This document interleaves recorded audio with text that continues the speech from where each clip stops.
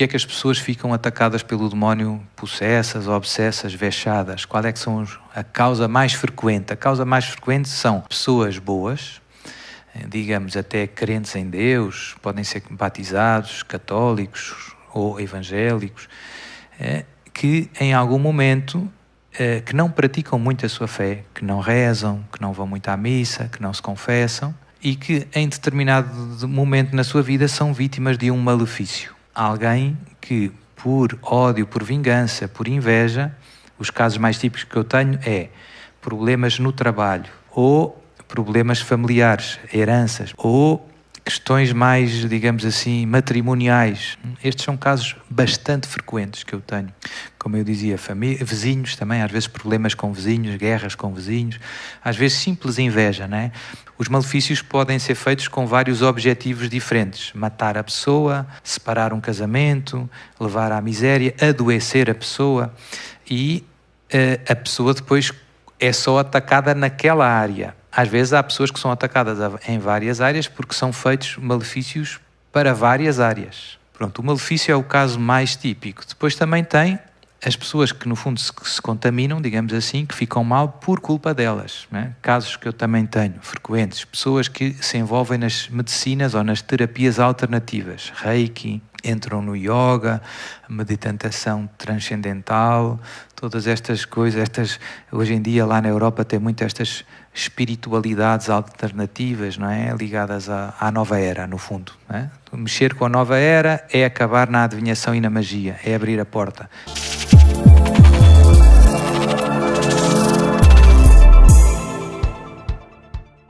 Quem como Deus? Ninguém. Gente, sejam todos muito bem-vindos a mais um podcast do Arsenal Jovem. Hoje estamos com um convidado muito especial, pela primeira vez aqui no nosso podcast, um sacerdote exorcista. Com muita alegria, eu quero apresentar a vocês ele, que já é um grande amigo, na verdade, um pai espiritual também para cada um de nós, Padre Duarte Lara. Seja bem-vindo, Padre. Obrigado, irmã. Uma alegria estar aqui com todos. Vamos aproveitar. Vamos sim. Então, gente, o Padre Duarte, né, que está vindo de Portugal para estar com a gente esses dias, nessa reta final da Quaresma de São Miguel. Ele que é sacerdote na Diocese de Lamego, não é isso? Padre, recebeu esta missão da igreja também de estar aí à frente nesse combate espiritual contra os inimigos da nossa salvação. Então, eu tenho certeza que é um podcast que vai te ajudar muito a entender a batalha espiritual na qual você está inserido, o combate espiritual que você trava, porque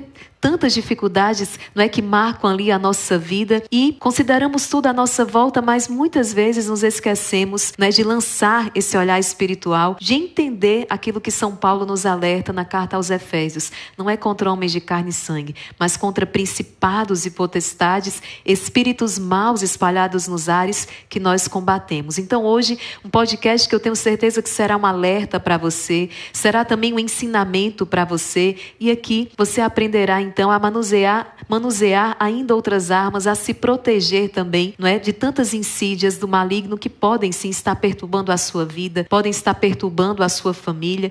Então, fique atento, porque eu tenho certeza que Deus nos ajudará, que este podcast também será um socorro de Deus na vida de muitas pessoas. Padre Duarte Lara, então, vamos iniciar deste ponto, não é? Nós falávamos ainda há pouco, estamos inseridos numa batalha espiritual, queiramos ou não, reconheçamos ou não, nós estamos dentro de um combate, não é isso? Eu acho que só o fato de sermos chamados à vida, à existência, já estamos ali dentro desta batalha. É isso. Quando nós falamos de batalha espiritual, significa que lutamos contra seres espirituais, a que nós chamamos anjos, que se perverteram.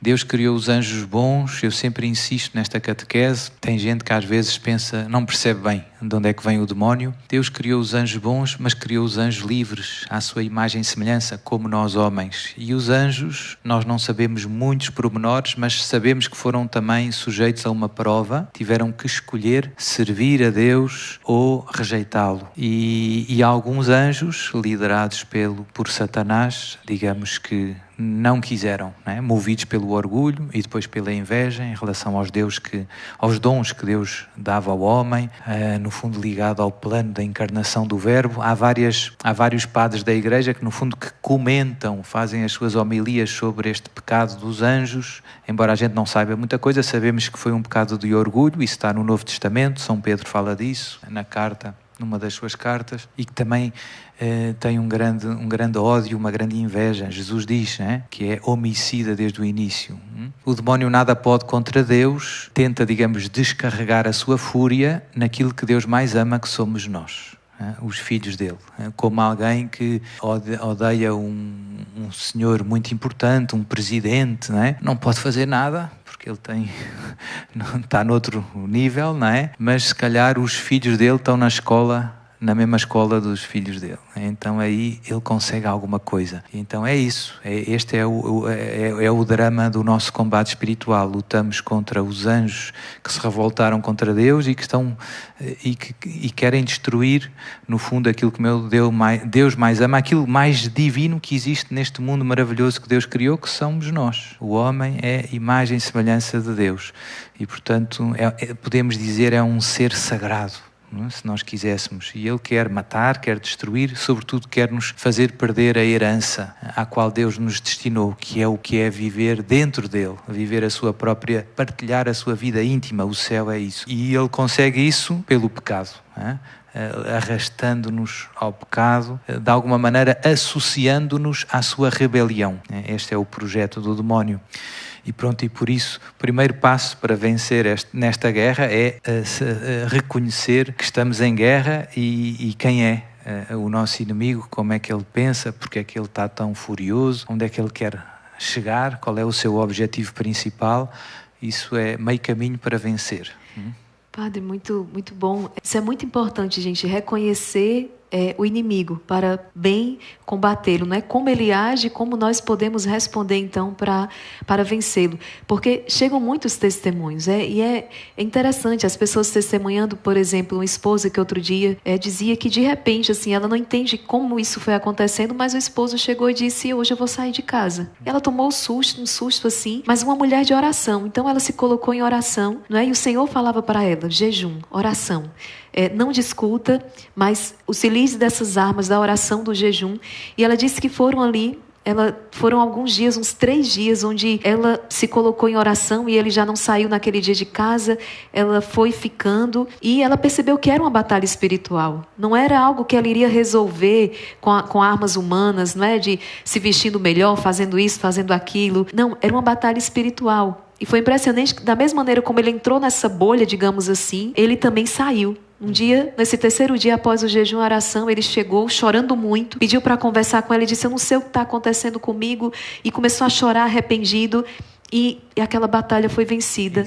Então, uma batalha espiritual, assim também como muitas mães que enfrentam batalhas espirituais com os filhos de repente viraram ali a cabeça, no sentido de decisões tão erradas, e as mães que se colocam de joelhos em oração, usam os sacramentais, água benta, medalha milagrosa, e sem que haja muita discussão, sem que haja muita coisa, digamos que do ponto de vista puramente humano, não, no plano espiritual vencem aquela batalha. O filho volta, cai em si e volta, a uma vida na graça, a uma vida em comunhão com Deus, em harmonia com a família. Ou seja, a importância de ter a consciência disso. Há situações, não é sempre, na verdade, toda e qualquer situação ela esconde, ela tem ali também esse espiritual por trás, e por isso a importância da gente saber. Agora, só acrescentar que isso que dizia no fim, na maior parte dos casos, o nosso comportamento também tem algumas causas, digamos assim, que explicam a nossa maneira de pensar, de reagir, digamos assim, terrenas, não espirituais, humanas, se nós quisermos. A coisa que complica tudo, e é a gente simplificar demais. Isso não significa que o demónio depois não aproveite isso. Sim. Então, às vezes até tem o marido, por exemplo, que diz que quer sair de casa porque se encantou por outra moça, não é? Sim. Mas aquilo não deixa de ser um combate espiritual. E ao mesmo tempo também é um drama humano, ou seja, também os argumentos humanos não é que são inúteis, ou às vezes há casos em que são... É preciso às vezes algum apoio até médico, né? Mas não deixa de ser um combate espiritual e por isso não deixar de usar as armas todas. A gente às vezes só usa umas, põe só a esperança, não sei, vou conversar com ele. E é mau conversar? Não. Vou dar argumentos? Não, às vezes ajuda, mas não estou usando as armas todas. E as mais fortes são sem dúvida as armas espirituais e como a irmã contava nesse caso, às vezes essas chegam.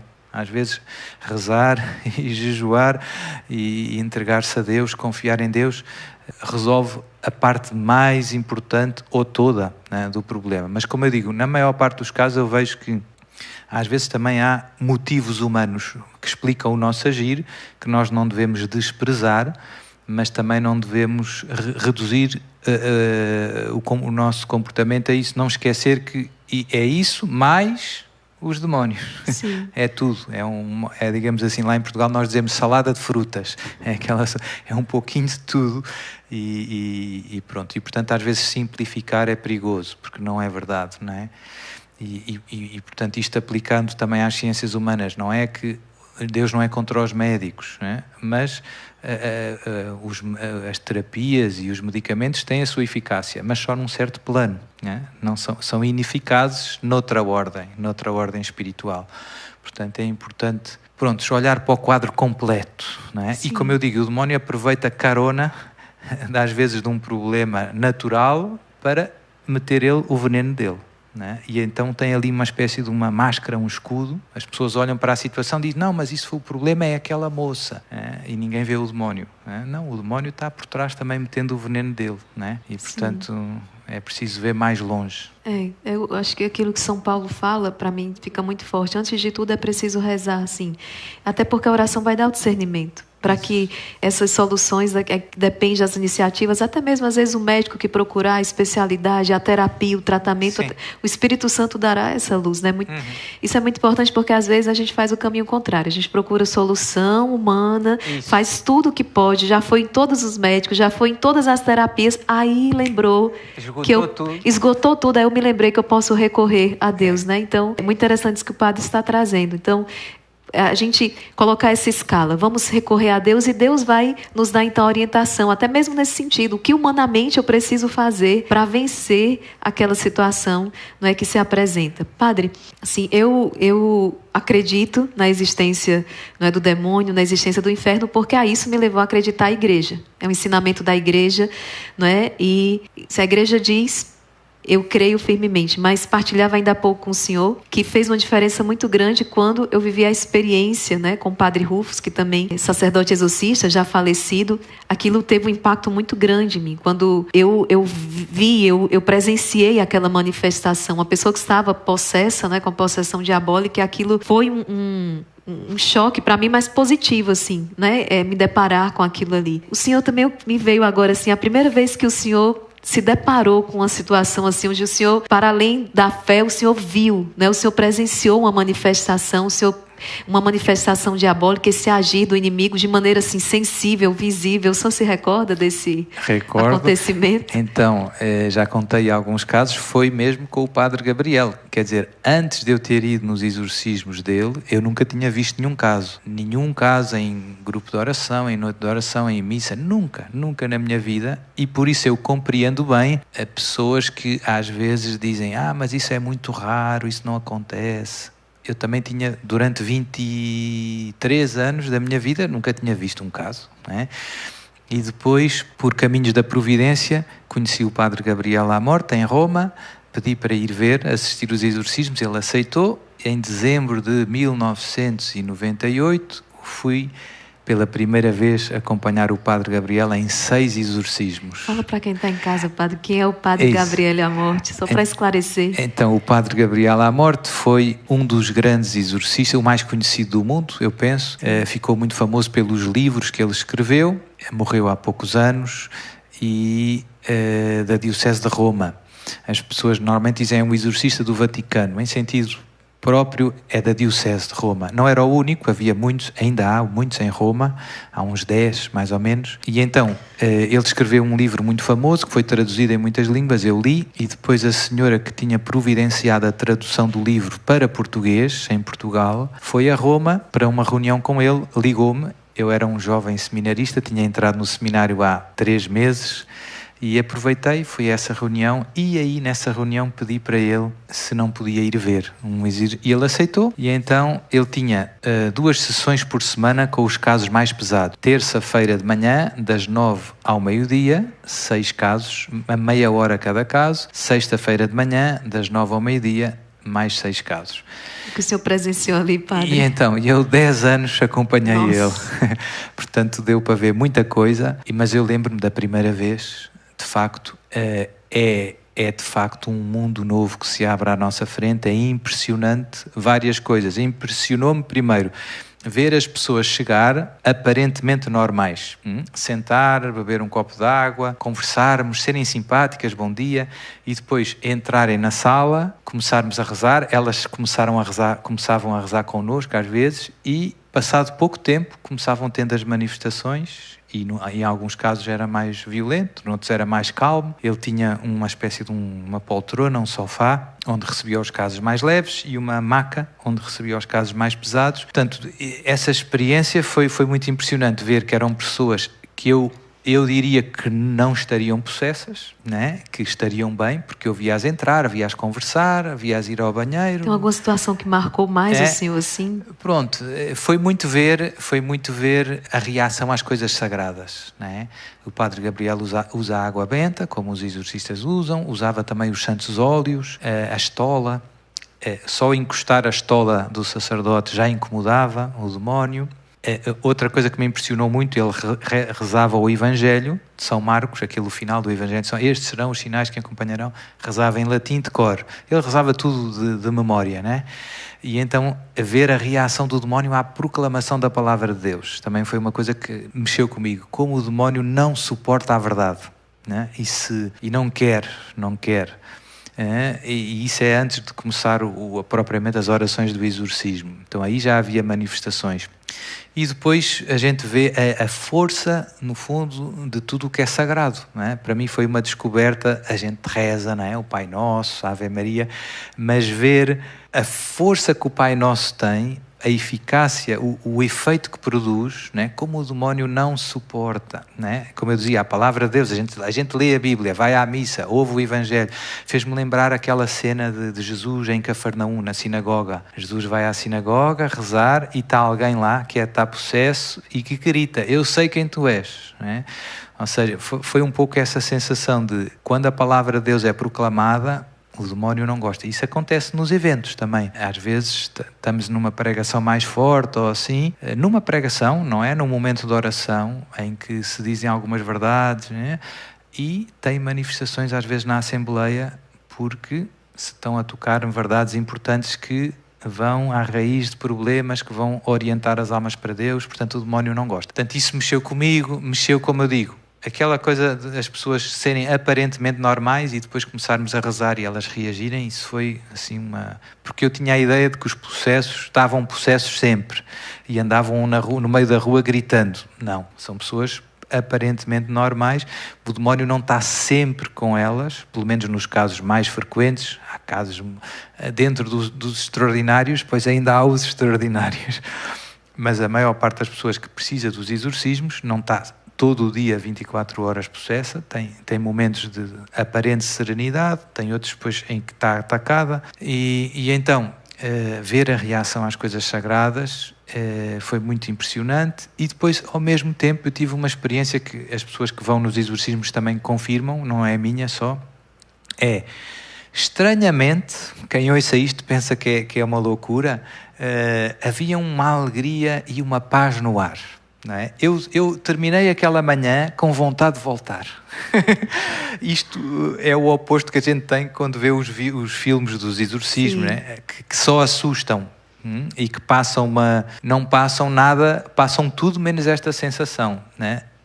ali nos exorcismos parece que o céu toca a terra, a gente sente Deus tão perto, né? E a gente fica quase que contentes, não é? Estamos do lado de Deus e Deus é que vence, não é? Né? E então eu vejo muito isso nos meus assistentes, não é? Eles às vezes vão de férias ou assim, depois quando voltam já tinha saudades. São frases que a gente pensa, como é que alguém pode ter saudades dos exorcismos? Toca-se o céu, de alguma maneira, e há uma alegria, uma paz, e mesmo com as pessoas que são atormentadas, vai-se criando uma grande amizade, um grande carinho, e todos, digamos, uma grande compaixão. Nós todos sofremos com eles e lutamos com eles, e portanto, acaba no fim sendo uma família, porque são as mesmas pessoas que vêm uma vez por mês, e a gente já há uma alegria quando a gente os vê, depois eles falam, contam se estão melhores, enfim, isso gera alegria, gera entusiasmo, sim, gera confiança em Deus e eles estarem melhores, a gente vê-los a sorrir e no início não sorriam, portanto são essas vitórias que nos enchem a alma, né? Pronto, por isso por incrível que pareça, é uma experiência que as pessoas que vão e que experimentam normalmente querem voltar. É isso que eu ia perguntar, padre, porque pode ter muita gente que está assistindo agora, chegou porque está enfrentando uma dificuldade, ou até mesmo por curiosidade, está assistindo aí, está dizendo, não, eu não consigo acreditar, eu não acredito nisso.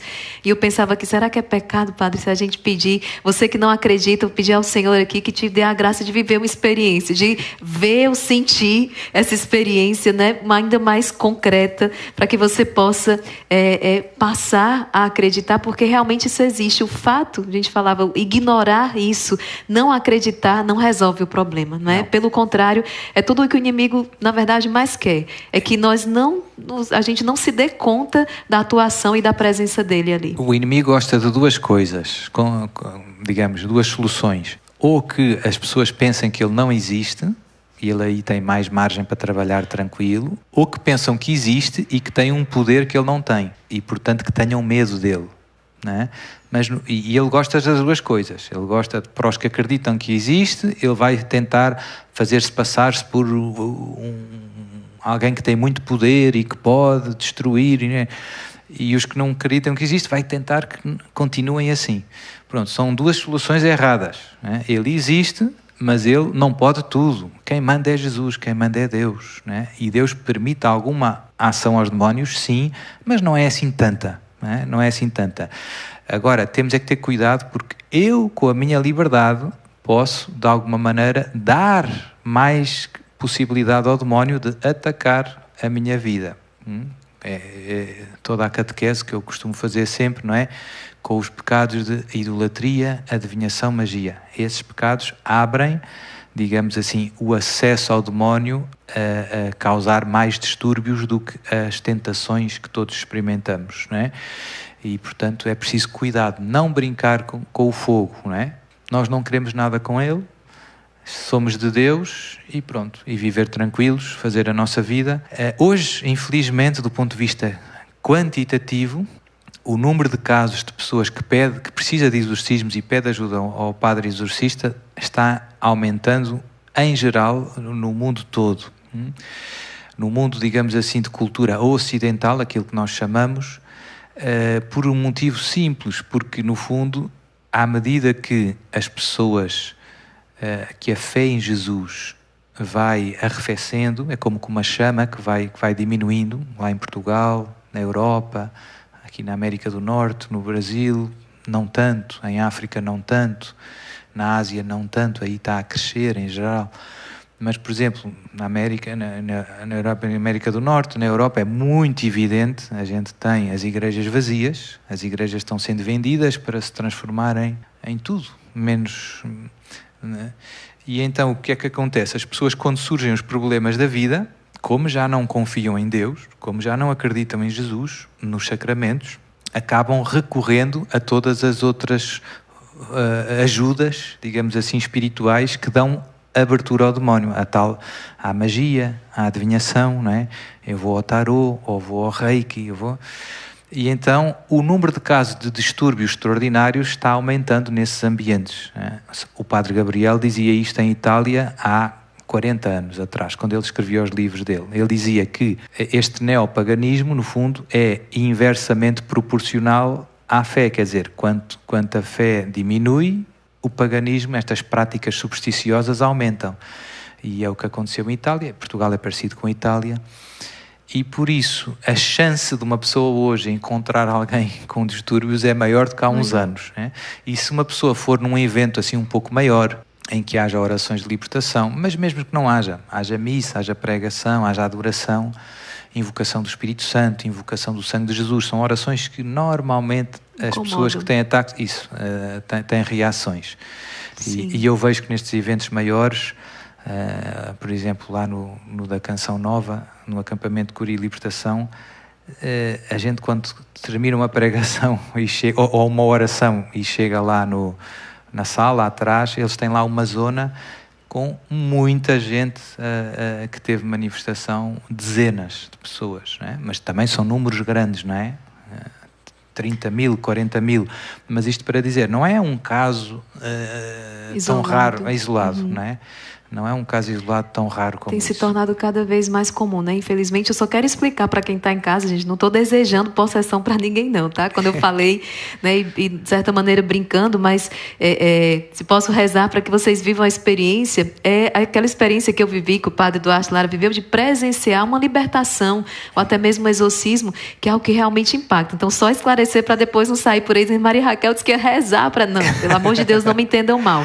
Agora, padre, tem se tornado cada vez mais comum, eu acho importante para quem está em casa, o que leva as pessoas a esse sofrimento tão grande, a esse nível de contaminação espiritual tão profundo, que o Senhor percebe a partir dos exorcismos, que tem sido a causa, não é, dessas possessões, dessas vexações. Sim.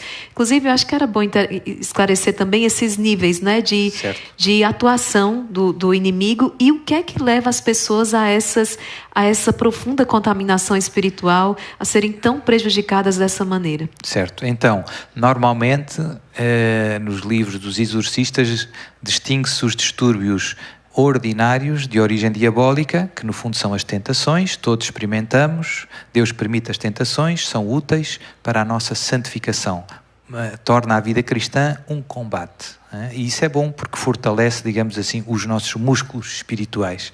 E os chamados distúrbios extraordinários. Dentro dos extraordinários, normalmente os exorcistas distinguem 5 tipos. Vexação diabólica, se é um distúrbio extraordinário sobre os sentidos externos, por exemplo, ver vultos, ver sombras, ver luzes, ouvir sons, sentir coisas no corpo, picadas no coração, vexação diabólica.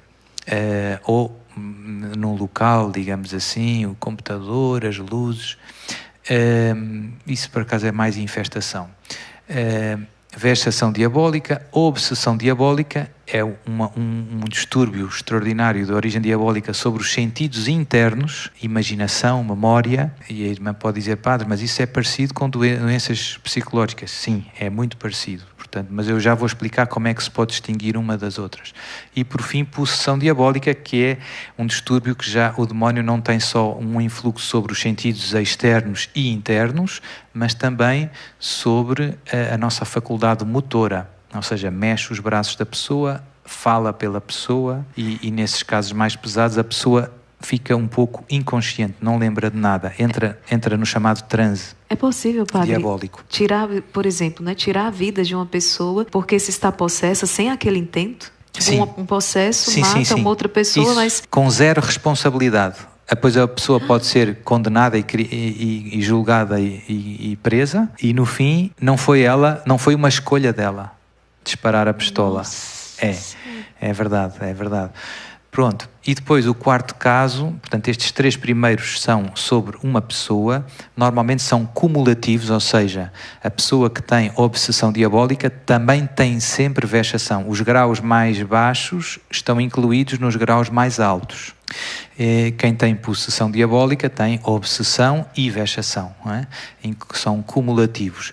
Depois tem a chamada infestação diabólica, que é um distúrbio diabólico extraordinário, não sobre uma pessoa em concreto, concreto, mas sobre um local. E aí é o exemplo da casa assombrada, pronto, e aí acontecem coisas estranhas ligadas ao local, independente da pessoa que lá esteja, não é?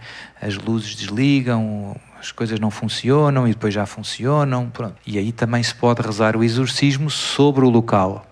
Ou sobre os animais. A mesma coisa se aplica, o conceito de infestação inclui também os animais. Pode acontecer coisas estranhas, os animais suicidam-se todos e pronto. E já vi algumas coisas bem estranhas também. E, por fim, o quinto caso, que é menos conhecido, menos falado, que é a chamada sujeição diabólica. Esse acontece nas pessoas que têm, digamos assim, uma aliança com o demónio e a quem o demónio trata bem, inspira, portanto eles têm acesso ao conhecimento diabólico, conseguem saber coisas sobre outras pessoas que eles não conhecem, etc., que o demónio sabe e diz para eles. Por isso é que muitos bruxos têm algum sucesso. Eles adivinham mesmo com a ajuda do demónio. Não adivinham o futuro, porque o demónio não sabe o futuro, mas o passado sabe todo, né? E por isso é que causa um certo impacto às pessoas. Elas vão lá e o bruxo entra em transe e começa falando um montão de coisas que aconteceram, né? E a pessoa fica impressionada. Então, esses bruxos, eles no fundo, digamos que têm uma possessão latente, ou seja, o demónio não está massacrando eles, mas se eles se arrependessem e se quisessem afastar do demónio, a partir desse dia começavam a ser atacados fortemente, né? E aí precisariam dos exorcismos para se libertar. Mas como eles não querem arrepender-se e querem continuar a trabalhar para o demónio trata bem deles, digamos assim, não os massacra. Pronto. Portanto, estes são os 5 distúrbios extraordinários. Qual é a causa para uma pessoa ficar com a possessão diabólica ou com a obsessão? A causa mais típica... Pronto. Padre, perdão, mas é porque isso é tão... que eu não sei se o senhor, pela experiência... mas assim, o que é que leva uma pessoa, assim... no caso, essa pessoa que faz um pacto com o inimigo. Sim. Qual a consciência que ela tem de inferno que existe, que ela caminha para lá e que... não sei se eu já atendeu alguém, qual é a ilusão? O que é que passa no coração? Se é porque essa pessoa é má porque ela é má? Como é que a gente entende a cabeça desta pessoa assim? Certo. Então, para que a pessoa faça esse pacto com Satanás. É difícil de facto de entender, mas porque no fim, eu acho que há sempre uma grande ingenuidade que a gente vai conseguir, no fim vai acabar bem, mas é ingênuo pensar que com o demónio vai acabar bem. Mas basicamente o que o demónio dá para essas pessoas, e é muito evidente, é um pouco poder. Muita riqueza, poder, acesso, um pouco a tentação que teve com Jesus: dar-te-ei todos estes reinos, se prostrado me adorares, não é? Portanto, é fácil com a ajuda do demónio, e tem vários cantores famosos, não vou dizer os nomes, mas está na internet, que eles dizem: eu fiz um pacto com o demónio. E a partir daí os meus CDs começaram vendendo e eu cheguei a ser o número 1 no MTV. E então, é isso que eles querem, não é? Pronto, é triste, sim, mas é isso. Mas voltando, então, quais é que são, porque é que as pessoas ficam atacadas pelo demónio, possessas, obsessas, vexadas? Qual é que são a causa mais frequente? A causa mais frequente são pessoas boas, digamos até crentes em Deus, podem ser batizados, católicos ou evangélicos, que em algum momento que não praticam muito a sua fé, que não rezam, que não vão muito à missa, que não se confessam e que em determinado momento na sua vida são vítimas de um malefício. Alguém que por ódio, por vingança, por inveja, os casos mais típicos que eu tenho é problemas no trabalho, porque eu fui promovido e outra pessoa que estava à espera, que estava lá há mais anos na empresa, pensava que ia ser ele e ele não foi, então tenta vingar-se. Ou problemas familiares, heranças, morreu não sei quem e tal, e havia uns primos que queriam o terreno e afinal o terreno o pai deixou na herança para... Então já começa com galinha preta no terreno e coisa. Ou questões mais, digamos assim, matrimoniais. Estes são casos bastante frequentes que eu tenho. Como eu dizia, vizinhos também, às vezes problemas com vizinhos, guerras com vizinhos, às vezes simples inveja, não é? Numa família houve uns irmãos que tiveram mais sucesso na vida, fez a sua empresa, etc. E os primos e os vizinhos que, quando eram crianças, brincavam com ele, ficaram com muita inveja, não é? E então, se você tem, eu não tenho, então você também não pode ter, né? Então fazem as bruxarias para destruir a empresa. Tenho casos atuais desses, né? Para levar à miséria. Pronto. Os malefícios podem ser feitos com vários objetivos diferentes. Matar a pessoa, separar um casamento, levar à miséria, adoecer a pessoa, e a pessoa depois é só atacada naquela área. Às vezes há pessoas que são atacadas em várias áreas porque são feitos malefícios para várias áreas, né? Mas às vezes eu tenho casos que, por exemplo, a pessoa está bem de saúde, o trabalho corre bem, mas quando está perto da esposa ou do esposo sente-se mal, sente dores de cabeça, sente enjoo, sente vontade de se afastar, não é? Portanto, o demónio está atacando aquele casamento e só o casamento, não é? Pronto, o malefício é o caso mais típico. Depois também tem as pessoas que, no fundo, se contaminam, digamos assim, que ficam mal por culpa delas, não é? Casos que eu também tenho, frequentes. Pessoas que se envolvem nas medicinas ou nas terapias alternativas. Reiki, entram no yoga, meditação transcendental, todas estas coisas. Hoje em dia, lá na Europa, tem muito estas espiritualidades alternativas, não é? Ligadas à nova era, no fundo, não é? Mexer com a nova era é acabar na adivinhação e na magia, é abrir a porta. O grande problema que está por trás, padre, dessas, não sei se a gente pode dizer, filosofias, essas... Então, o grande problema é idolatria, adivinhação e magia. No fundo, Jesus não é Deus. Para a nova era, Jesus é um mestre. Sim. Como Buda é um mestre. E como Maomé é um mestre. Parece uma prática tão inofensiva. Eu vou ali, é só uma meditação, mas na verdade... Exemplo, a Ave Maria, a nova era é muito heterogéneo, não é que há uma entidade central, né? A identidade central é o demónio, né? Mas, portanto, é uma coisa muito... É como se eu dissesse a música rock. Dentro, há muitas... Quer dizer, não é que há um gabinete central da música rock. Ramificações. Né? Cada um vai por si, né? Mas tem um denominador comum. Agora, portanto, há muito interesse no fundo, por as energias, por as forças, no fundo, sobre-humanas, as quais eu posso, digamos, instrumentalizar para meu benefício próprio.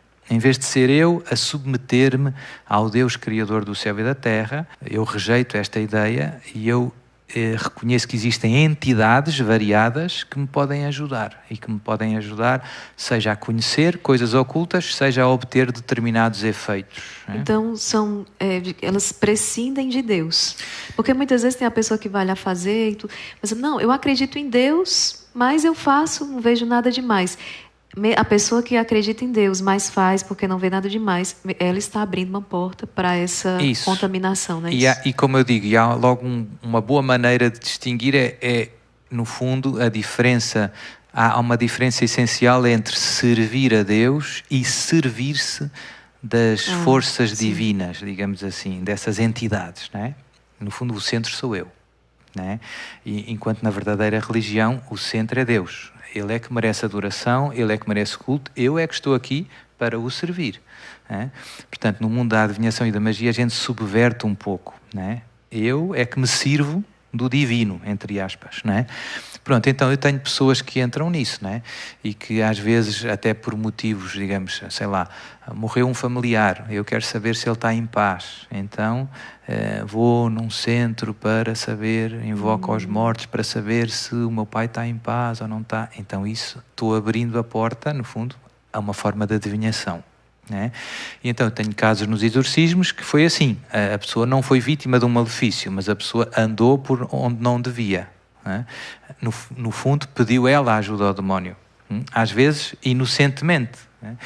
Padre, eu não sabia, mas isso é indiferente, o demónio já entrou. Né? Pronto, e depois com paciência há um caminho que se faz e no fundo o papel do exorcista mais importante é ajudar as pessoas a reencontrar Jesus e no fundo a deixar Jesus entrar na vida delas a sério, e isso acontece pelos sacramentos, né? Confissão, experimentar o perdão de Jesus, depois a comunhão, eu peço confissão mensal, comunhão diária, terça em família e oração de libertação. Isso é o TPC, o trabalho, tarefa de escola que eu dou para as pessoas.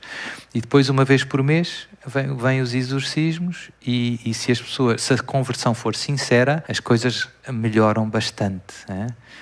A boa notícia é, o que é que me ajuda? As pessoas já estão cansadas de sofrer.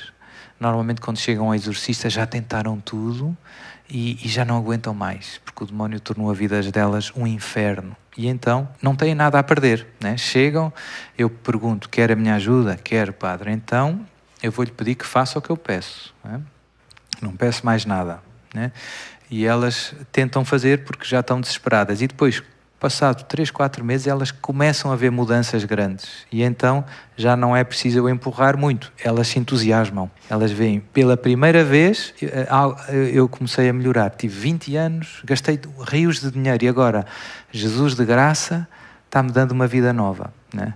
Depois, às vezes tem uma consequência que dá mais trabalho para o exorcista. A pessoa fica tão contente e tão entusiasmada que depois conta, quer trazer todos os amigos e opa! Mas pronto, mas é bom, é uma experiência forte de Deus. Eu vejo que estes irmãos depois também se tornam bons apóstolos. Eles depois não se calam mais, porque eles estiveram enganados. Quando eles percebem, eu tive 20 anos enganado, e encontram a verdade, ninguém os cala mais. Às tantas eu tenho que os travar um pouco, porque dizer, tenha calma com o padre, tenha calma com os seus familiares, não diga tudo, eu digo sempre, não dê o xarope todo num dia, dê em pequenas doses, porque senão eles vão se assustar e às tantas não vão querer estar ao pé de si, não é? Vá devagar. Mas é difícil, porque foi uma descoberta tão forte, a vida deles mudou tanto. Eles querem anunciar. Querem anunciar e querem desmascarar os enganos, não é? Querem desmascarar para que ninguém passe por que eles passaram, não é? Sim. É isso. Padre, então, nós já tocamos ali essa maneira do inimigo agir, né? Digamos que essas brechas que muitas vezes até por ignorância nós acabamos dando, mas então a maneira de se proteger desses ataques é vida sacramental, não é isso? Viver na graça de Deus, é simples, viver cheio de Deus. Quem vive na graça de Deus, o demónio, por mais malefícios que façam, eu dou sempre os mesmos exemplos, não é? Os satanistas fazem muitos malefícios contra o Papa, contra os bispos, não é? Eles vivem na graça de Deus, comungam todos os dias, confessam-se, não é? Estão tranquilos, não é? Portanto, um cristão que vive na graça de Deus não tem nenhum motivo para se preocupar. Pelo contrário, irradia libertação à sua volta. É bom. Quem fica incomodado é o demónio quando passa um cristão na graça de Deus. É como um sacrário vivo, não é? Que passa no meio do mundo. E isto é mesmo verdade. Às vezes as pessoas que têm distúrbios incomoda-lhes estar ao pé de alguém de Deus. Chegam lá e já se sentem mal, só na conversa. Pode ser no café, mas alguém de Deus traz Deus para tão perto delas que incomoda. Sim. Pronto, portanto, no fundo, bom, como eu dizia, o trabalho grande do exorcista é ajudar as pessoas a sair do pecado, fazer uma boa confissão. Às vezes eu obrigo um pouco, digo que tenho que fazer este mês, dou o exame de consciência, mas obviamente para a confissão ser válida e ser frutuosa é preciso a sinceridade da conversão. E isso só o próprio pode fazer. Eu não posso arrepender-me por ele. Não é? Eu posso pedir, eu posso empurrar um pouquinho, não é? Mas ele tem que fazer essa decisão de pedir perdão e eu vejo que há casos em que é mais sincero, há casos que é menos ou não é, e eu com o tempo eu depois vou dizendo isso às pessoas. Olha, eu penso que no seu caso não há progressos no exorcismo porque falta conversão de vida. Se calhar a pessoa até reza ao terço, porque sabe que se eu não rezar eu não recebo, mas no fundo ela ainda não se arrependeu, ainda não fez aquela confissão que devia ter feito, não é? Portanto, e ninguém consegue enganar Deus. Portanto, se o nosso coração continua fechado e continua com as nossas ideias erradas, eu já disse para eles que era mau, mas eles se calhar no fundo ainda não acreditam muito. Acham, mas eu não fui para fazer mal a ninguém, fui só por causa da doença. E eu já disse, é pedir ajuda ao demónio, mas ele no fundo ainda não acreditou, né? Então isso bloqueia. Sim. Isso bloqueia Deus entrar e falta humildade às vezes, né? A pessoa está mais agarrada à ideia dela do que à palavra de Deus, né? E então, quando isso acontece, o coração fica ali, Deus resiste aos soberbos e dá a sua graça aos humildes. Mas é raro, graças a Deus. Em alguns casos, eu tenho que dar assim uma espécie de pequeno castigo às pessoas. Eu dou um aviso, cartão amarelo, se ela não está fazendo o que eu acho que seria necessário, os mínimos. Se ela insiste, eu dou outro e fico 2 meses vermelho, eu dou vermelho e ficam 2 meses sem receber. E assim dá um susto. como quem diz, eu estou disponível para ajudar, mas você não está colaborando, não se está deixando ajudar. E então, elas aí apanham, às vezes, normalmente apanham um susto e começam, mudam de atitude. E eu vejo que as coisas melhoram logo. Né? Às vezes é preciso assim um abanão forte. Né? O senhor fala no cartão vermelho, padre, eu também me lembrava, porque o padre Rufus, ele falava isso com relação às pessoas que vinham, relatavam a história, e aí ele perguntava, dependendo daquela situação, dizia, mas você perdoa essa pessoa que lhe fez mal? E a pessoa, quando dizia assim, não, eu não perdoo, e o padre Rufus dizia, então, eu não tenho como lhe ajudar se você não está disposta a dar o perdão. O perdão também entra nesse, claro. Como condição para essa libertação. É o Pai Nosso, né? Perdoai-nos as nossas ofensas, assim como nós perdoamos. Sem perdão não há misericórdia que entre, né? Portanto, como é que eu volto para a graça de Deus sem perdoar?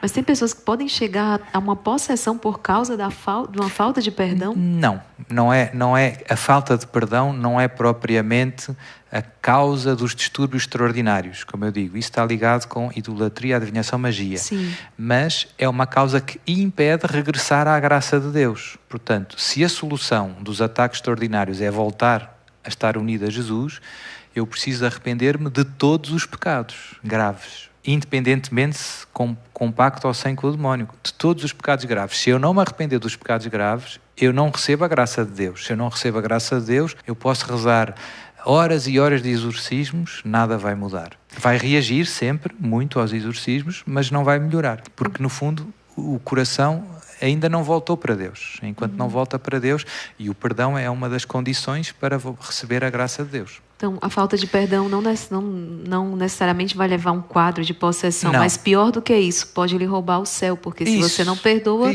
você não tem como acolher o perdão de Deus também. Como qualquer outro pecado grave do qual eu não me arrependo. Por exemplo, eu tenho com os casais novos, eu tenho a questão da contracepção. Muitos casais novos praticam a contracepção, apesar de serem católicos. E então eu tenho que falar com eles e dizer, cuidado, porque este pecado é grave e se vocês não largam esse pecado, a pessoa vai se confessar, mas não quer deixar de tomar a pílula ou de praticar a contracepção dentro do matrimónio, portanto. E o que é que acontece? Aquela confissão não é válida, porque há um pecado grave que eu não quero largar e, portanto, eu não volto para a graça de Deus. E vou comungar mal, então. E vou comungar mal. E, portanto, é equivalente à falta de perdão. Ou seja, é um obstáculo a voltar à união com Deus, à união com Jesus. Ou quem diz estes, podia dizer muitos outros, né? Pecados graves, faltar à missa ao domingo. Se eu não me arrependo, eu acho, não é preciso tanto, basta no Natal, não sei o quê. Então, se eu não me arrependo, não volto para a graça de Deus. Eu fui-me confessar, disse algumas coisas, disse alguns pecados, mas não disse todos, porque estes eu acho que não é assim. Eu não concordo com a Igreja. Então, por isso é que eu digo, o trabalho do exorcista acaba sendo, sobretudo, um trabalho de, digamos assim, de orientação espiritual, de direção espiritual. Porque se a alma voltar para a graça, a vitória é certa. Né? Acho que a maior insídia, então, de Satanás é fazer o homem acreditar que ele pode criar o seu próprio caminho. Sim. Sempre que o homem, então, sai dessa submissão a um Deus que lhe ama e que quer a sua felicidade, cria um caminho próprio, ele se perde necessariamente. E por incrível, eu dou às pessoas até o exame de consciência escrito, né, com as perguntas. As pessoas leem, mas parece que não cai a ficha às vezes. Ou seja, passado alguns anos, às vezes eu descubro que ainda... Quer dizer, se eu perguntar da contracepção, eu sei que ela levou o exame de consciência, diz lá bem claro, e por acaso, às vezes vem palavra de conhecimento, a gente está falando com as pessoas e Jesus diz, fala sobre isto. E a gente pergunta, olha, e tem a contracepção, tem evitado? Padre, mas ela tinha visto o exame de consciência. Então, como que eu digo, às vezes há cegueiras, não era com muita malícia, não é que era uma pessoa que estava muito consciente do mal que estava a fazer, mas achou que, pronto, é como aquelas mentiras. Não, é uma coisa mais... grave. Não é um pecado venial, é uma coisa mais grave. Não é o pecado mais grave de todos, não é? Mas pronto, então o trabalho do padre é muito tirar os impedimentos à graça, dispor os corações, no fundo, é muito esse o trabalho, não é? E padre, por vezes eu já vi o senhor falar sobre a magia negra, magia branca. Seria possível fazer essa diferenciação? Vi algumas pessoas com dúvidas sobre isso. Certo. Então, a magia negra é quando eu recorro a forças ocultas, no fundo ao demónio, vou ao bruxo, curandeiros, etc. Faço um trabalho, como diz o povo, para fazer mal a alguém. Tem uma dupla malícia.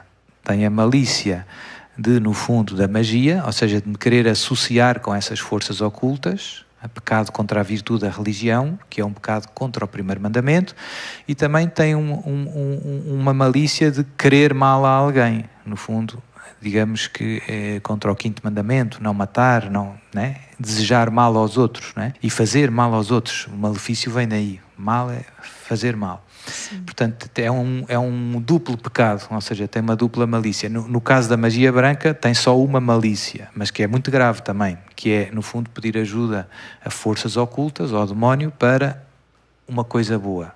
Curar uma doença, conseguir engravidar, arranjar um bom emprego, pagar uma dívida. Pronto, são coisas boas, são. Então, na cabeça das pessoas, digamos assim, do povo, o povo mais são percebe que a magia negra é pecado, mas não percebe tão claramente que a magia branca é pecado. Então eu ouço muitas vezes as pessoas que vêm ter comigo: padre, mas eu não fui para fazer mal a ninguém. Estou sempre ouvindo esta frase. E então é difícil ajudar essas pessoas a perceber que ter recorrido a estes lugares, curandeiros, bruxos, adivinhos, mesmo que seja para curar uma doença, arranjar um sei o quê, coisa boa, ofende muito a Deus. É um pecado contra o primeiro mandamento da lei de Deus. Amar a Deus e adorá-lo sobre todas as coisas. Não terás outros deuses. Deus repete isto. O Antigo Testamento é quase só isto, não é? Sempre a martelar na mesma tecla. E então é uma espécie de adultério espiritual. No fundo, quando eu vou aos bruxos e aos curandeiros, o que é que implica isso? Eu estou dizendo: Jesus, a tua palavra não ilumina verdadeiramente tudo na minha vida. E a tua graça não resolve os meus problemas. Os teus sacramentos não servem. Quem me ajuda mesmo são as cartas. Isso é que ilumina a minha vida. E os búzios, e os trabalhos, e os chazinhos, e os defumadores. Isso é que me ajuda mesmo. Não é? Isto é um adultério espiritual que magoa muito a Deus. Portanto, como eu digo, as pessoas não percebem isto, mas se conhecessem as Escrituras, esta imagem do adultério não é minha, é dos profetas. Os profetas Sim. usam muito a imagem, né? para cair a ficha, né? Porque senão as pessoas não percebem. Né? Andar a seguir outros deuses, porque o povo do Antigo Testamento ia ao templo, ia a Javé e aos outros deuses. Né? E isso é que não dá. E acontece hoje igual, né? As pessoas até vão à igreja, vão ao encontro, vai à missa, vai ao grupo de oração e na quarta-feira vai lá ao mestre bambu, não sei o quê, fazer um chazinho de proteção. Né?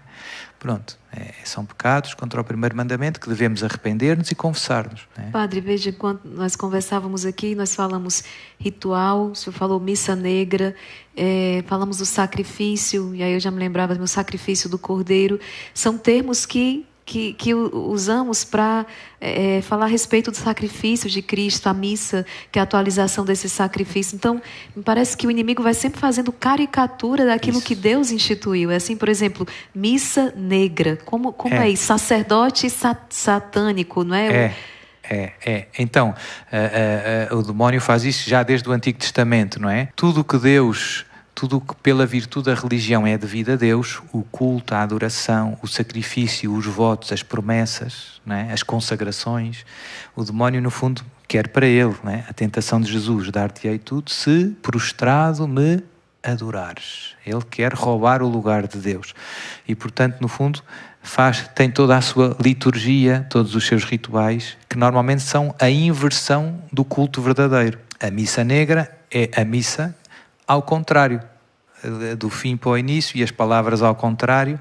Normalmente nos rituais satânicos há estes atos de idolatria, de culto aos demónios, e também o demónio usa muito os sacrilégios com as coisas santas, portanto as hóstias consagradas, envolve no meio desses rituais. É muito triste. No Brasil nós temos visto, né, o quanto de igrejas que estão sendo violadas, sacrários que estão se entrando, roubando as hóstias. Usam as hóstias depois nos rituais satânicos e também muitos atos, digamos assim, de perversões sexuais, não é? Portanto, os rituais satânicos têm muitas coisas pesadas, não é?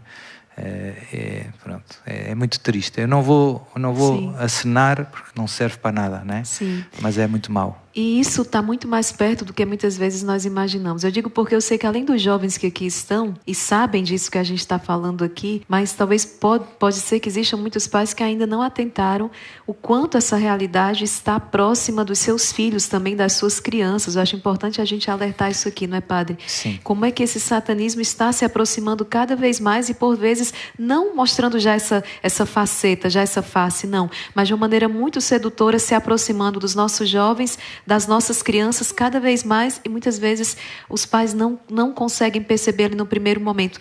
Como é que o inimigo tem agido nesses tempos? É bem perigoso. Há muitos anos que eu alerto para isso. No fundo, aquilo que eu chamo a catequese do mundo, que no fim é a catequese do demónio, passa muito a ideia de que a magia é uma realidade inócua ou só fantasiosa, né? Portanto, a gente tem desenho animado para criança com muita magia, eu vejo que as crianças com 10 anos... Se fosse algo inofensivo, inofensivo, não é? Bonitinho. E eles já sabem o vocabulário todo. Eles já sabem o que é o malefício, o que é o poder, o que é falava que a acho energia. Que é um Dragon Ball, mas parece que é um desenho que os nomes dos personagens são nomes de entidades. Um deles é Satã, quer dizer, mais claro é difícil, não é? Portanto, a gente tem criança de 10 anos a ver isso.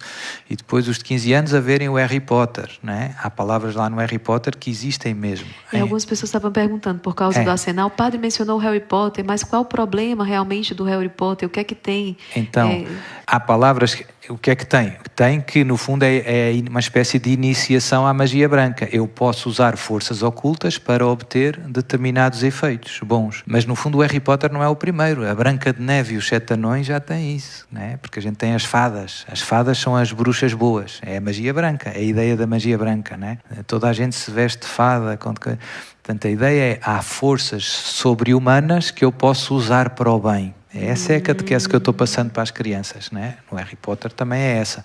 Portanto, no fim, é um acostumar as pessoas com o mundo do usar as forças sobrenaturais, que não são de Deus, para fazer coisas boas, né? Portanto, isso é perigoso. E no caso do satanismo, como eu digo, também vai havendo uma tolerância cada vez maior com a figura do demónio, de Lúcifer, que cada vez mais é apresentado como amigo dos homens. O demónio não é tão mau, é nosso amigo, veio-nos para nos libertar, não queremos mandamentos, não queremos nada. Nas séries, nos filmes, nos livros, que os jovens estão tendo acesso aí através da internet. Né? E também há coisas pesadas que eu vejo. A internet é um mundo, de facto, que se vê muito bem que está na mão do inimigo, porque há uma grande censura de coisas boas. Basta ver como é que eu sei que a internet está muito na mão do inimigo, porque eu vejo que não se pode falar aquela palavra que eu falei, não é? Mas depois eu encontro rituais satânicos bem pesados na internet. Não há censura, não é? Portanto, há coisas que têm liberdade total e depois outras tão boas e justas que tolerância zero, não é? Portanto, onde chegamos, não é? Então, padre, ou seja, está muito difícil encontrar alguém que esteja 100% descontaminado espiritualmente, né? Acho que com toda essa avalanche aí do inimigo, quantos nós estamos em algum grau, né, contaminados espiritualmente. Por isso que eu pedi ao padre Duarte, né, que pudéssemos, ao final do nosso podcast, fazer um momento muito importante, que é exatamente uma oração de libertação. Então, queria, inclusive, convidar você para que fizéssemos, então, esta oração de libertação ministrada pelo padre Duarte Hilário, porque, claro, tudo isso que nós falamos aqui é importante para dar a conhecer o povo de Deus, aquilo que falávamos no início. Se não conhecemos o inimigo, se não conhecemos a maneira dele atuar, as portas pelas quais ele entra, fica difícil. Como é que a gente vai combater? Quantas pessoas chegam, padre, eu não sabia, ninguém nunca me falou. Então, importante. Às vezes as pessoas dizem, mas por que ficam falando o demônio? Eu falei, gente, padres estão construindo templos satânicos. Aqui no Brasil, eu fui na missão outro dia, estava na estrada, quando eu pensei uma coisa preta, um prédio todo preto, quando eu olhei melhor, cruzes de cabeça para baixo. Falei, gente, o que é isso? É um templo satânico. Então, isso está cada vez mais presente. Então, é importante que saibamos quem combatemos, como combater, como nos proteger. Eu acredito que isso é um ato da misericórdia de Deus. Sim. Sem dúvida. E eu também tenho essa experiência, as pessoas vêm ter comigo, já viram os vídeos e então já dizem, padre, eu pergunto, então e foi a algum lado? Frase. E as pessoas muitas vezes respondem, padre, fui, mas já sei que fiz mal, porque vi o vídeo. Porque vi o vídeo. Portanto, é importante a gente falar, insistir, porque esta catequese falta muito. E eu vejo que pessoas boas, ingenuamente, brincam com o fogo. Sim. Agora a boa notícia, Deus ama-nos incondicionalmente, nunca é tarde para voltar, temos todas as armas para vencer nesta batalha, todas. Louvado seja Deus. E padre, antes da oração, me lembrei aqui, nós estamos aqui, de repente, alguma manifestação, graças a Deus o padre Duarte Lara está aqui ao lado, vai nos ajudar, mas e se de repente eu estou ali no grupo de oração, porque tem sido cada vez mais frequente nos encontros, eu mesmo falava no encontro que foi um encontro muito grande, e quando terminou, eram muitas pessoas que tinham tido alguma manifestação. Então, se eu estou ali no grupo de oração, ou até mesmo, às vezes, no momento de oração em casa, estou acompanhando uma live, um momento oracional, e de repente, numa das pessoas de casa começou ali uma coisa estranha, manifestação. Então, como eu devo proceder, o que eu devo fazer? O leigo não tem autoridade para atuar naquele momento, não é só o padre exorcista. Então, a manifestação aconteceu, vou ligar para o padre Duarte Lara lá em Portugal. Como nós devemos proceder? O que fazer quando isso acontece? Então, eu sugiro, pois não é que cada um pode pensar, pode discordar, não é? Quando são manifestações em grupos de oração, com mais pessoas, eu penso que por delicadeza para com as pessoas envolvidas, não é bom todo o mundo ficar 50 pessoas em cima da pessoa gritando, não é? Não é o modo mais caridoso de lidar com a situação. Mas a pessoa está tendo manifestações, o demónio está falando. Certo. O que é que eu faço nessas ocasiões? Eu peço que levem a pessoa para um lugar mais reservado e que a acompanhem um pequeno grupo, 4, 5 pessoas. Pronto. E que o resto da pessoa, do grupo de oração continue a oração. Eu tinha um grupo de oração muitos anos, tinha algumas manifestações, eu não interrompia a oração e alguns leigos levavam as pessoas para umas salas ao lado e depois eu pedia-lhes que eles rezassem esta oração de libertação que nós vamos rezar e que rezassem eventualmente mais uma dezena ou duas do terço e parassem. Deixassem a pessoa voltar, dar-lhe um copo de água e conversar um pouco com ela. Aquilo que eu dizia há pouco, não é? Há quanto tempo isto acontece? Já se confessou? Costuma ir à missa? Comunga? E esses bons conselhos, no fundo, ajudar a pessoa a voltar para a graça de Deus, não é preciso ser padre para dar. E esses são decisivos para depois as orações de libertação e os exorcismos terem eficácia. Eu vejo que às vezes as pessoas ficam muito presas a rezar muito, como se a solução fosse só rezar orações de libertação. O foco é que o demônio saia, e não que a pessoa volte à graça, a uma vida. Exato. E então o foco principal é ajudar a pessoa a voltar para a graça. E depois as orações vão ser bem mais eficazes. Portanto, antes da gente perceber qual é o problema, não interessa ficar longo tempo em oração. Interessa deixar a pessoa voltar e começar um caminho de conversão sincera. Sim. Pronto. E isso todos podemos ajudar. E depois, se as manifestações são graves, eu penso que digamos, o modo mais honesto de proceder é comunicar ao pároco, pedir ajuda ao pároco. E ver com ele como é que agora podemos ajudar este irmão. Pronto. Sim. E o pároco, se for preciso, fala com o bispo ou já encaminha para o exorcista da diocese e depois o pároco verá qual é a melhor solução. Eu acho que isso seria o caminho normal. Padre, agora, é só o exorcista que tem essa autoridade, digamos, né, sobre o inimigo, ou nós, enquanto batizados, nós temos alguma autoridade assim, sobre o inimigo? O senhor poderia esclarecer isso para a gente? Temos. Eu gosto de lembrar que nos primeiros séculos quem exorcizava os demónios eram os batizados. Não havia o sacerdote exorcista. Isso depois foi mudando e há razões boas para mudar, mas a capacidade de exorcizar também está ligada ao batismo.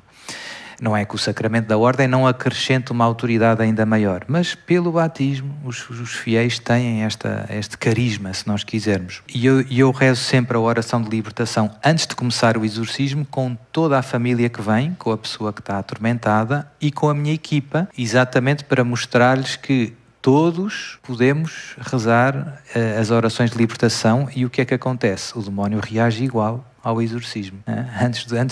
Antes de eu começar o exorcismo, já é um festival, só com a oração de libertação. No Evangelho de São Marcos, o senhor falava, né? O final do Evangelho, Jesus diz: estes serão os sinais que acompanharão aqueles que acreditarem. Não disse que acompanharão os 12 apóstolos só, os que acreditarem. Em meu nome curarão os doentes, expulsarão os demónios, se beberem veneno não lhes fará mal.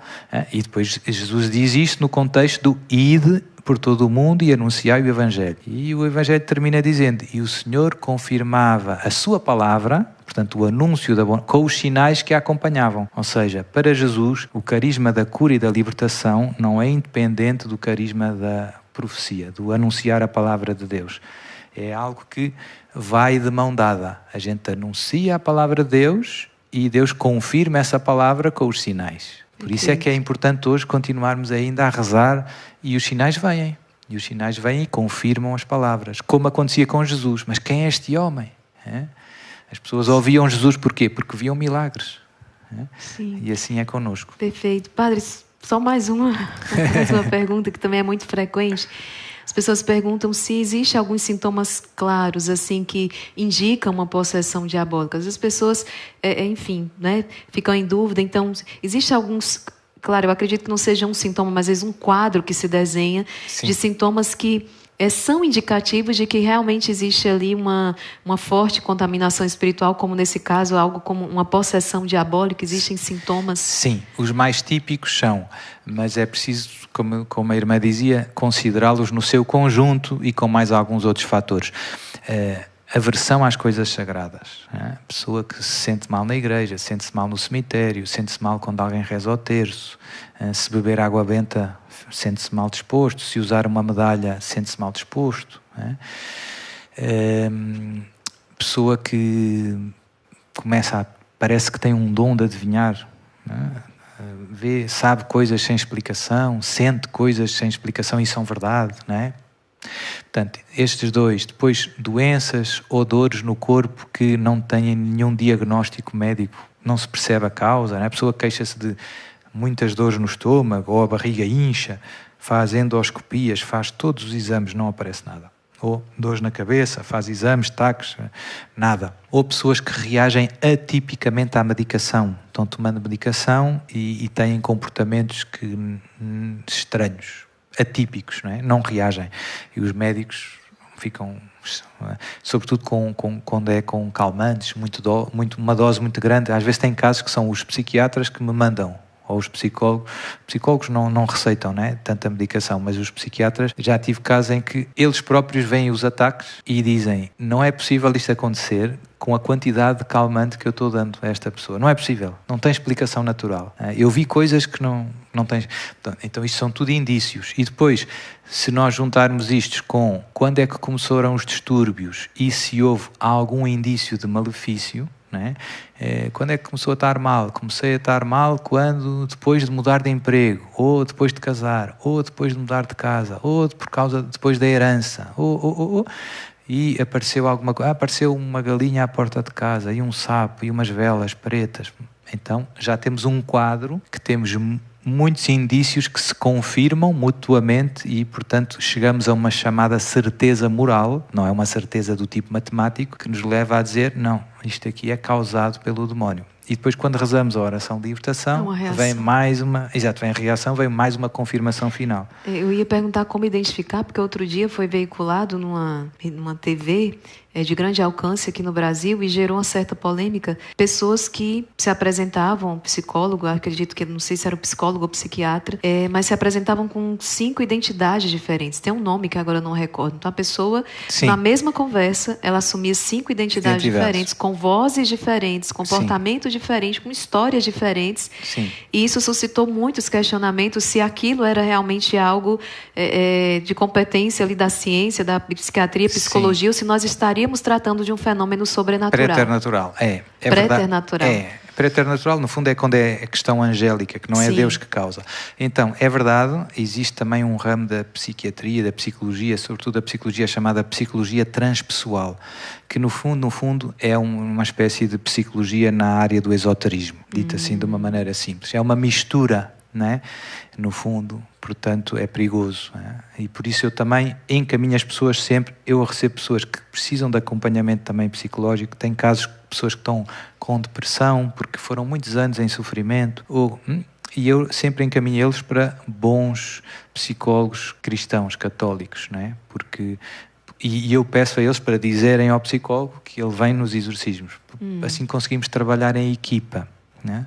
Senão corremos o risco de eu estar dizendo uma coisa e a pessoa depois ouve o contrário e um faz e o outro desmancha, né? Pronto, sim. Isso pode acontecer. Mas era a última, né, padre? Mas pode falar, padre. Mas graças a Deus há muitos bons psicólogos sim. e muitos bons psiquiatras. Sim. Graças a Deus. Que devem agradecer também a existência dos exorcistas para ajudá-los também em tantas missões, né? Damos trabalho uns aos outros. Eu mando para eles mandam para mim. Padre, eu me lembrava, o Espírito Santo está trazendo, eu não quero calar aqui, mas estou de olho ali nos nossos minutos. O senhor falava também, padre, que existem exorcismos em que as pessoas inclusive cospem, né? Colocam coisas para fora, às vezes até objetos. Sim. Não é cena só de filme não, gente, isso acontece realmente, né? E muitas vezes é por causa de malefícios que foram feitos através de alimentos que a pessoa comeu, a pessoa ingeriu. E por isso tão importante, eu acho interessante falar para quem está em casa a questão da bênção, né? Sim. Abençoar os alimentos, abençoar o que recebe, os presentes. Isso. Os malefícios muitas vezes feitos com comida ou com bebida, as pessoas normalmente reagem muito no aparelho digestivo todo, né? Desde a garganta, estômago, etc., intestino, e às vezes depois das orações de libertação há manifestações estranhas de coisas que saem estranhas, pronto, e bem estranhas, né? Estranhas pode ser um novelo de cabelos, não é? Coisas que... Pronto, e as pessoas fazem malefícios com bebidas ou com comidas e às vezes com presentes também, coisas para as pessoas usarem. Até mesmo sagradas, por vezes. Isso, né? Às vezes até com imagens estragadas, usam nos rituais para, no fundo, não levantarem suspeitas. Né? E por isso é um bom hábito para os cristãos nós abençoarmos as coisas que usamos e os alimentos que tomamos, né? Sem dúvida. Sem dúvida. E já nos primeiros cristãos, nos Atos dos Apóstolos, eu acho que era mais nas cartas de São Paulo, tinha aquela questão da carne imolada aos ídolos. Se os cristãos podem comer ou não. Porque o problema era, essa carne tinha sido usada em cultos pagãos. E depois uma parte dos rituais, a carne era sacrificada, e uma parte era vendida no mercado. E estava lá uma tableta a dizer, foi sacrificada ao Zeus. Né? Um cristão pode comprar essa carne e comer em casa? São Paulo diz, pode, tem que abençoar. E isso causava muita polémica nos primeiros cristãos, porque era muito claro que nós não podíamos de nenhum modo participar nos atos, no culto aos ídolos. De nenhum modo. No fundo, São Paulo diz, isso não implica culto aos ídolos. E ele diz qualquer alimento tomado com ação de graças, mas ele depois diz também, se o teu irmão é fraco, digamos assim, de consciência, e isso escandaliza ele, não comas à frente dele. Mas se abençoares e comeres, não tem problema. O senhor mesmo partilhava antes de iniciarmos, em aquele caso em que a pessoa não conseguia ligar, acho que era um carro, de jeito nenhum, e quando o senhor deu a bênção... O carro pegou na hora seguinte. É poder dos sacramentais, não é? Isso. A bênção funciona. Gente, que podcast, não é? Quanta riqueza, quanto aprendizado. Padre, Deus lhe pague muito. Eu sei que tem sido uma maratona esses dias aqui, mas assim, o quanto que todas essas partilhas, né? Aquilo que estamos dando de graça, aquilo que de graça um dia Deus nos deu, o quanto isso tem iluminado a vida de tantas pessoas, tem sido realmente um verdadeiro luzeiro, não é? No meio de tanta escuridão, Deus lhe pague muito. De nada. É uma alegria. E, gente, conforme prometido, né? Eu vou deixar que o padre Duarte Lara, é uma oração que ele mesmo compôs aqui com base numa outra oração, também com algumas experiências que ele viveu junto ao padre Gabriele, não é isso? Mas ele tem mais competência para falar sobre esta oração. Vou deixar que ele apresente esta oração para você, uma oração de libertação. Então, como eu já disse, eu uso nos encontros dos exorcismos, sempre rezo esta oração no início. Primeiro falo com a pessoa, quando é possível. Nos casos mais pesados não consigo falar no início. Mas quando dá, falamos... Vejo como é que está evoluindo o caso, é o que me interessa perceber, é a evolução, e depois rezamos juntos a oração de libertação, que vamos rezar agora, e eu peço também às pessoas que rezem todos os dias em família no final do terço, os casos que têm alguém da família que está mal, e a oração está feita em forma de intercessão, ou seja, eu rezo em favor de outra pessoa, mas a própria pessoa pode adaptar o texto e rezar sobre si. Começa com o Pai Nosso e depois desenvolve o último pedido do Pai Nosso: livrai-nos do mal, que o Catecismo ensina que não é um mal abstrato, que é o demónio, não é? Portanto, no fundo, o Pai Nosso é uma oração de libertação. A gente está a dizer livrai-nos do maligno. Em grego, podia-se traduzir o texto grego do Pai Nosso: livrai-nos do mal.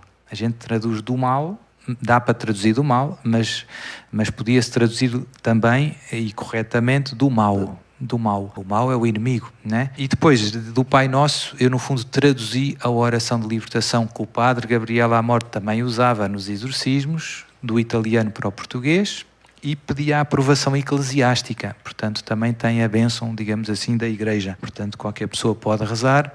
Eu pus uns textos bíblicos, pus a renovação das promessas do batismo com as renúncias mais desenvolvidas, com as questões dos tarôs, dos reikis, dessas coisas. E depois, portanto, é um pouco longa. Vou rezar só a parte final, que é a que eu rezo nos exorcismos, que mesmo assim é longa. E quem quiser pode encontrá-la no meu site www.santidade.net orações. Tem lá esta oração de libertação. Também tem lá uma oração de cura, mais cura interior, mais ligada ao perdão, que eu às vezes também dou às pessoas. Não dou a todos, mas dou a muitos. E pronto, então lá quem quiser pode pegar, pode usar, pode fazer santinho na paróquia, pode fazer, não tenho restrição nenhuma. Tem contraindicação. Isso, não tem contraindicação, não faz mal a nada. Então, vamos rezar, oremos. Irmãos, fiéis aos ensinamentos do Salvador, ousamos dizer: Pai nosso, que estais nos céus, santificado seja o vosso nome. Venha a nós o vosso reino, seja feita a vossa vontade, assim na terra como no céu. O pão nosso de cada dia nos dai hoje. Perdoai-nos as nossas ofensas, assim como nós perdoamos a quem nos tem ofendido. E não nos deixeis cair em tentação, mas livrai-nos do mal. Livrai-nos de todo o mal e de toda a perturbação diabólica. Vós que pela morte e ressurreição de Jesus Cristo, vosso amado Filho, nos libertastes do poder das trevas e da morte e nos transferistes para o vosso reino de luz e santidade. Libertai agora, Senhor, estes meus irmãos de todo o domínio e ligação com Satanás e os seus anjos. Libertai-os de todas as forças do mal, esmagai-as, destruí-as, para que eles possam ficar bem e viver segundo a vossa santíssima vontade. Libertai-os de todos os malefícios, das bruxarias, da magia negra, das missas negras, dos feitiços, das maldições, do mal olhado, dos ritos satânicos, dos cultos satânicos, das consagrações a Satanás. Destruí qualquer ligação com Satanás e com todas as pessoas ligadas a Satanás, vivas ou defuntas. Libertai-os de toda a infestação diabólica, de toda a possessão diabólica, de toda a obsessão diabólica e de tudo aquilo que é pecado ou consequência do pecado. Destruí todos estes males no inferno para que nunca mais atormentem estes meus irmãos, nem nenhuma outra criatura no mundo. Deus, Pai Todo-Poderoso, peço-vos em nome de Jesus Cristo Salvador e pela intercessão da Virgem Imaculada, que ordeneis a todos os espíritos imundos, a todas as presenças que atormentam estes meus irmãos, a deixá-los imediatamente, a deixá-los definitivamente e a ir para o inferno eterno, encadeados por São Miguel Arcanjo, por São Gabriel, por São Rafael, pelos nossos anjos da guarda, esmagados debaixo do calcanhar da Santíssima Virgem Maria, nossa Mãe Imaculada. Vós que criastes o homem à vossa imagem e semelhança na santidade e na justiça, e depois do pecado não o abandonastes, antes com sábia providência cuidastes da sua salvação, pelo mistério da encarnação, paixão, morte e ressurreição do vosso muito amado Filho, salvai estes vossos servos, libertai-os do mal e da escravidão do inimigo, afastai deles o espírito de mentira, soberba, luxúria, avareza, ira, inveja, gula, preguiça e de toda a espécie de maldade. Recebei-os no vosso reino. Abri os seus corações para entenderem o vosso Evangelho, para que vivam sempre como filhos da luz. Deem testemunho da verdade e pratiquem obras de caridade, segundo os vossos mandamentos. Com o sopro da vossa boca expulsai, Senhor, os espíritos malignos, ordenai que se retirem, porque chegou o vosso reino. Por nosso Senhor Jesus Cristo, vosso Filho, que é Deus convosco, na unidade do Espírito Santo.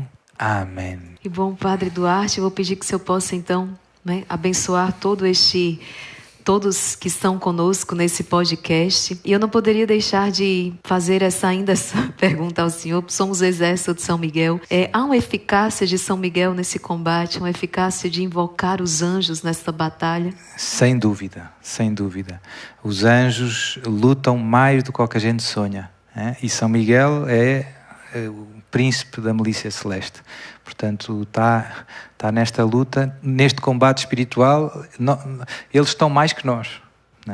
Portanto, é mais que importante alimentar muita devoção a São Miguel e ao Anjo da Guarda em especial. Lembrarmos muitas vezes do Anjo da Guarda faz toda a diferença. Não estamos sozinhos nesta batalha, não é? Padre, um outro ponto também, nós estamos passando aqui a nível nacional, mas acredito que é mundial. Acho que todas as nações, algumas infelizmente já aprovaram. Nós estamos aqui nesta batalha em defesa da vida, não é? Eu queria saber do senhor se esses assassinatos, de crianças inocentes, essa prática tão terrível, ela tem uma associação mais direta também no mundo espiritual com práticas satânicas, com o satanismo? Quer dizer, o pecado da parte de quem pede, os pais, ou a mãe, assim, ou a família, digamos assim, é mais um pecado contra a justiça, é uma forma de, no fundo, de homicídio, especialmente grave, porque, no fundo, os pais que têm o dever de cuidar dos filhos estão a querer fazer o oposto, quer dizer, é uma coisa bastante contra a natura, E a criança, e há circunstâncias bastante agravantes, a criança é mesmo indefesa no sentido mais forte, Não tem voz. Portanto, ser morto pelos próprios pais, por decisão dos próprios pais, é algo especialmente cruel e gravissimamente injusto. Por isso a Igreja tem uma pena de excomunhão automática. Obviamente que para incorrer na pena é preciso conhecer o direito canónico. Uma pessoa que não sabe que existe a pena, mas quem sabe que existe a pena de excomunhão automática e mesmo assim quer fazer, fica automaticamente excomungado. Isso deve-nos ajudar a perceber a gravidade deste pecado. O demónio está metido disto, sim, mas mais da parte, obviamente tentando os pais, usando as brechas afetivas, emocionais, é um drama, a mãe não sabe, foi violada, tem todo essa parte, digamos, psicológica, emocional. E, de facto, as mulheres às vezes estão em circunstâncias, digamos, muito duras, não é que isto absolva, mas de facto também é preciso ter em conta isso. Um momento de vulnerabilidade, fragilidade. Tudo. Sim. Agora, há coisas óbvias que no fundo toda a gente vê, que a criança não tem culpa, E portanto, e que é o outro ser, Não faças aos outros o que não gostas que te façam a ti. Agora, onde é que eu acho que a presença do demónio que é mais clara é em todas as pessoas que, no fundo, promovem ativamente a interrupção voluntária da gravidez, o assassinato das crianças no ventre de sua mãe. O que é que acontece? Tem as instituições, no fundo, que executam, Portanto, e aí, infelizmente, há muitos testemunhos de haver gente envolvida no satanismo. Zachary King contou, que lá nos Estados Unidos, estas clínicas dedicadas a isto têm com frequência muitos enfermeiros, médicos, etc., que trabalham, digamos que são satanistas no fundo, e que depois prestam, digamos, serviços a vários grupos satânicos independentes entre eles. Eles contam. Há coisas muito desagradáveis que até custa dizer, Mas basicamente que o momento ritual-chave é mesmo o momento da morte do feto. E, portanto, há vários rituais satânicos em que o médico e os enfermeiros fazem tudo, mas o momento de matar o feto é o sacerdote satânico, ou é alguém. Não é o médico propriamente. Depois também há coisas muito que se sabem, digamos assim, desagradáveis, né? Há rituais satânicos em que depois comem os fetos a seguir, enfim, coisas que não passa pela cabeça de ninguém, mas isto para dizer, isto é uma coisa que já acontece há muitas décadas, já foi um pouco desmascarado, porque graças a Deus já há pessoas que às vezes se infiltram com boas intenções, né? Para filmar com o celular, para não sei o quê, para desmascarar, mas a gente percebe que há toda uma indústria bem alinhada com o inimigo. E como diz Jesus no Evangelho, ele é homicida desde o princípio. Portanto, a destruição dos filhos de Deus, como eu dizia, daquilo mais sagrado que Deus criou, os homens à sua imagem e semelhança, é algo que alegra muito o demónio, né? E, portanto, isto é um combate espiritual, né? Digamos, padre, que esse ato assim tão horrendo, né, esse sacrifício desses inocentes, é como se a humanidade estivesse, de certo modo, não sei se essa expressão é a mais correta, mas dando uma autorização maior para que o inimigo haja? Sim. Ou não, isso não tem nada a ver? É assim, como eu digo, não é propriamente um ato de idolatria, de adivinhação, de magia, né? Portanto, não implica da parte dos pais, tecnicamente é um ato contra a virtude da justiça, não é contra a virtude da religião, propriamente. Mas o que é muito claro é, segundo a catequese cristã clássica, havia os 5 pecados que bradam aos céus e clamam por vingança. A gente já não ensina muito na catequese, e um deles é o homicídio voluntário. Caim matou Abel, e o sangue de Abel clama do chão por vingança. Então estamos atraindo uma desgraça sobre a nossa nação. Esse é o ponto, ou seja, atrai aquilo que biblicamente nós chamamos a justa ira divina. Atrai um castigo tremendo sobre o mundo. E para mim é muito claro que chegamos a um ponto em que, quer dizer, é mais que justo que isto não fique impune, né? Deus vai defender e vai parar com esta matança dos inocentes. No fundo é a matança dos inocentes à escala mundial. Portanto, não pode durar muito mais. Esta grave injustiça introduz, no fundo, uma grave desordem na sociedade humana e no planeta Terra. Sim. Quer dizer, no dia em que os pais matam os filhos e o mundo bate palmas, isto não vai durar muito. É óbvio. A Madre Teresa de Calcutá insistia muito nisto também, né? Quer dizer, é óbvio que o castigo divino virá rápido. A irmã Lúcia, né, também dizia que se nos países em que aprovam as leis, toda a nação vai padecer as consequências desses pecados. Toda a nação. Por isso é que é tão importante esta cruzada de oração, de intercessão, clamar a Deus, pedindo-lhe que impeça, né? Porque faz muita diferença. Faz muita diferença aprovar ou não aprovar. Então, receba com muita fé esta bênção sacerdotal, selando este nosso encontro, que eu tenho certeza, por todas essas verdades proclamadas, o quanto Deus libertou, o quanto Deus fez. Deus iluminou mentes e corações nesta noite. Não esqueça, não saia daqui sem espalhar esta graça. Como eu falava, essa graça que de graça, né, recebemos, que possamos dá-la a outras pessoas, como a irmã Maria Raquel, de muitas maneiras, mas particularmente peço que você compartilhe essa live.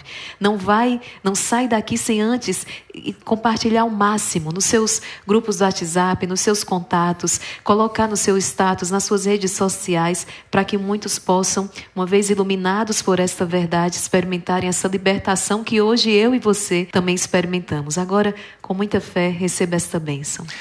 Oremos. Senhor Pai Santo, em nome de Jesus, te suplico humildemente que derrame sobre todos nós a tua poderosa bênção. Que a graça do Espírito Santo venha com poder sobre os nossos corações, nos dê a graça de uma contrição cada vez mais sincera, mais profunda, mais perfeita. Que inflame no nosso coração o amor a vós, que vos amemos cada vez mais, cada vez mais, cada vez mais, e que vos amemos nos nossos irmãos, aqueles que colocastes no nosso caminho, os nossos familiares, vizinhos, colegas de trabalho, que sejamos para todos eles, Senhor, um sinal vivo do Evangelho do Teu Filho Jesus Cristo, um canal das bênçãos, da graça e da palavra, da Tua palavra, para a sua vida. Senhor, e depois de uma vida longa e feliz ao Teu santo serviço, que possamos todos receber, sem exceção, o prêmio da vida eterna. Que que a Virgem Maria nos acompanhe, São Miguel Arcanjo, toda a milícia celeste, o nosso anjo da guarda, nos defendam de todos os ataques e ciladas do inimigo, sobretudo do pecado, e nos ajudem a ser perseverantes no vosso santo serviço. E por isso humildemente imploro sobre todos nós a tua poderosa bênção, Deus unitrino, Deus bom, Deus fiel. Em nome do Pai, e do Filho, e do Espírito Santo. Amém. Amém. Deus lhe pague muito ainda mais uma vez, Padre Duarte, Lara. Gente, uma santa noite para cada um de vocês. Voltamos a nos encontrar na segunda-feira. Tem mais Arsenal Jovem no nosso encontro ao vivo. Na segunda-feira com o missionário Shalom aqui com a gente. Espero por você. Você pode vir presencialmente ou acompanhar através das nossas redes sociais. Nosso canal aqui no YouTube é às 20h30. Atenção para o novo horário. Segunda-feira, agora dia 2 de outubro, dia dos Santos, do Anjo da Guarda, dia dos Santos Anjos, às 20h30. O nosso encontro ao vivo está marcado. Chama a juventude, será demais. Nos encontramos então. Deus abençoe, até o nosso próximo encontro, se Deus quiser.